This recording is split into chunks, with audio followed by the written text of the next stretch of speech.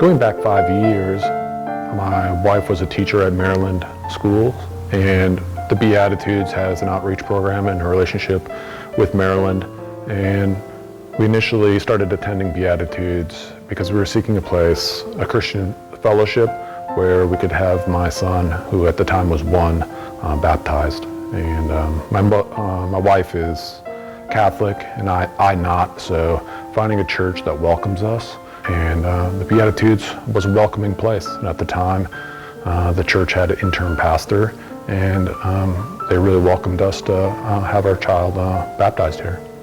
And then time went by, and we went to different churches here and there. And then it came time about a year ago, 9 months a year ago, to have my daughter baptized.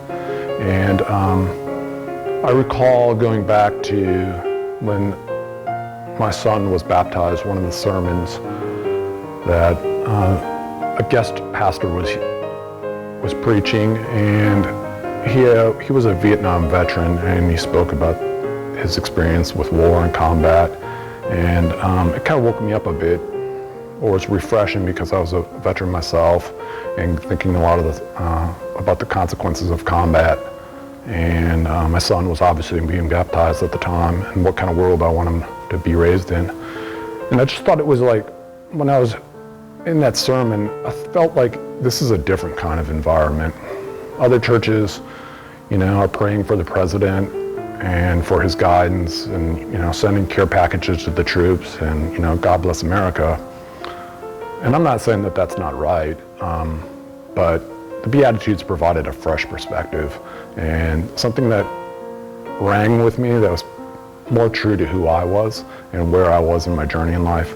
And so bring us to today, or this past year, when my daughter was approaching her baptism age. Coming back to the Beatitudes kind of felt like coming home.